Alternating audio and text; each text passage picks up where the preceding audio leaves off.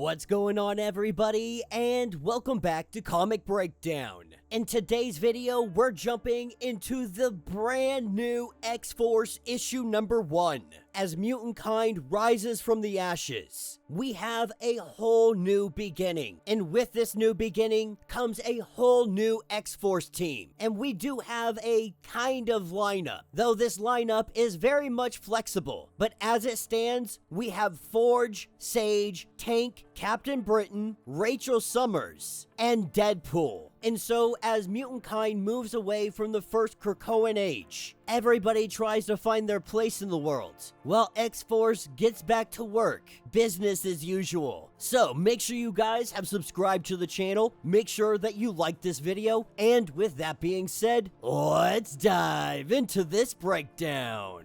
Alright gang, so as we dive into this issue, it jumps us into something a little different. What we're shown is, the heavy hitter lineup that we usually see. Shadowcat, Cyclops, Colossus, Rogue, Nightcrawler, Storm, even got Wolverine thrown in here. And we get some narration from Sage, really just going over the first time that she ever met Forge. And what we learn is that in all of this, Forge is running a simulation. He's watching this fight take place. Even more than that, he's been in here for 36 hours running the simulation. But when the robot AI comes in and lets him know that everything is ready and is prepared, they were about to do what he calls the McCoy Project. Now, this project is titled after Henry McCoy, aka Beast. His work inspired this course of inquiry, and we see a hologram of him, just talking about how Beast wanted to be normal. It all comes down to that. A normal body, normal clothes, normal life.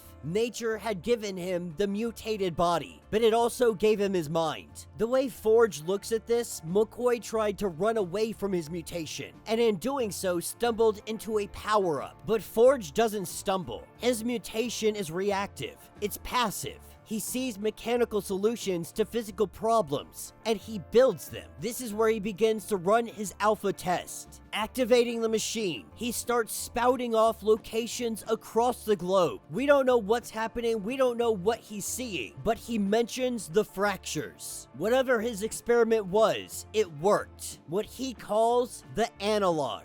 Now that this was successful, he's got to go find Sage. This is what takes us to a facility for the mentally ill. After everything that happened on Krakoa, Sage kinda broke. Everything was broken. Their friends were dead, scattered, running, end of the world type stuff. No one was able to see it coming. No one could have. But he knows that they don't hide, they fight. Something that he had forgotten for some time. He remembered this, and that's why he made the fracture. And as Sage looks at it, she is able to tell what this thing is. This orb that he holds in his hand is the world.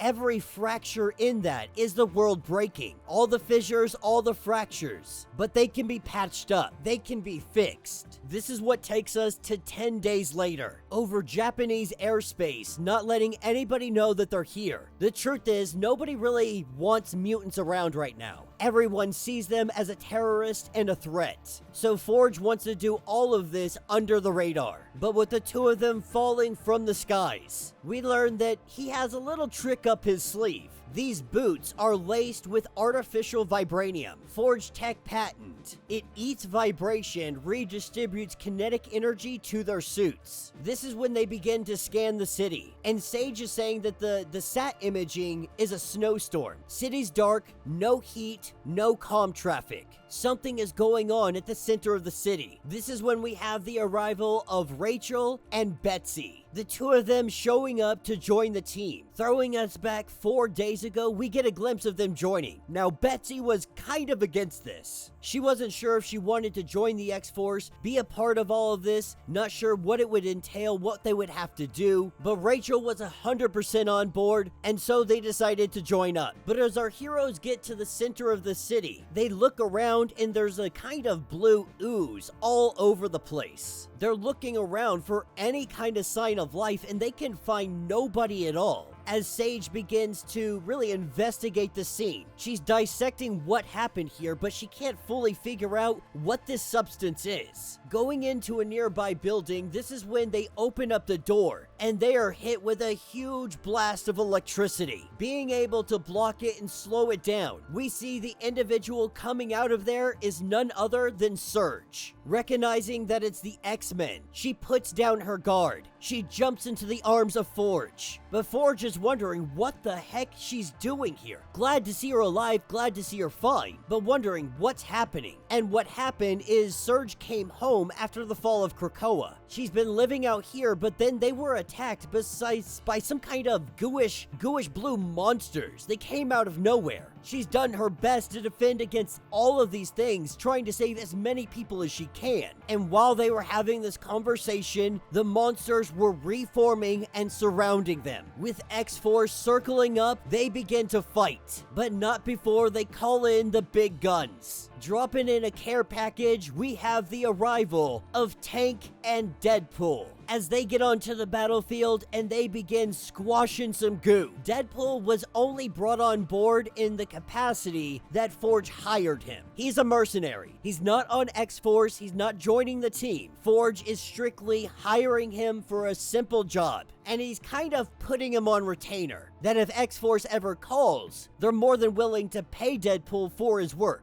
But Forge makes it clear that he's not part of the team. And so while they fight, they find themselves almost overwhelmed. In all the chaos, with Rachel not able to hold this back much longer, she asks Betsy for a boost. Boosting up her powers, she's able to push everything back. She holds up a wall of fire, and as Sage begins to take the time to analyze what these things are, where they might have come from, we see them all begin to move away. They all absorb into one, and we have a giant creature standing before us. Now somehow this monster is able to use telepathic powers, and it puts Betsy down. In a fit of rage, we see Rachel charge at this monster, blow a hole right through its stomach, only for that to heal up. This is because Nathaniel Essex was messing with some stuff. He created a monster that eats matter. If left unchecked, it would eat the entirety of all life on Earth. This is what that little orb was letting Forge know was here. This is the fracture, the world-ending event. But Forge already knows how to solve this problem. He tells Tank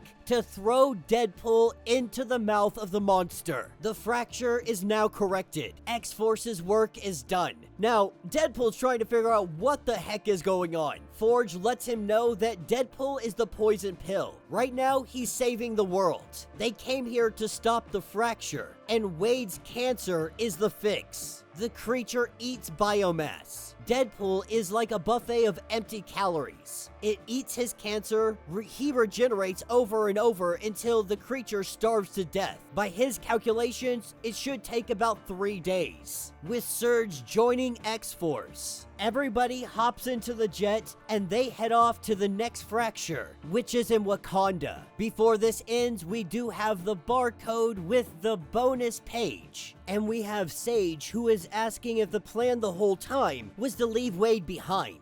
The way Forge sees it, Deadpool's gonna be fine and the fracture's taken care of. But when it comes to Surge, he says that the analog wants her. Sage saying that she doesn't even know what that means, but they're not a gang. He says that he solves problems, physical problems. He identifies, he assesses, he builds a solution, a machine. The whole world is in trouble right now. Cracks and fractures everywhere. X-Force is his machine, but it appears there might be somebody behind the scenes that is pulling some kind of strings, as we see Forge and Sage being observed on a monitor on some other location. And that will be the end of this issue. So what do you guys think of the first issue of X-Force? How you feeling about it? I think it's a great direction to go. Forge kind of beat up that he was never able to build his Tomorrow City. He was never able to fully build Krakoa and the world into what he wanted it to be. And now he's learning that there are fractures all over.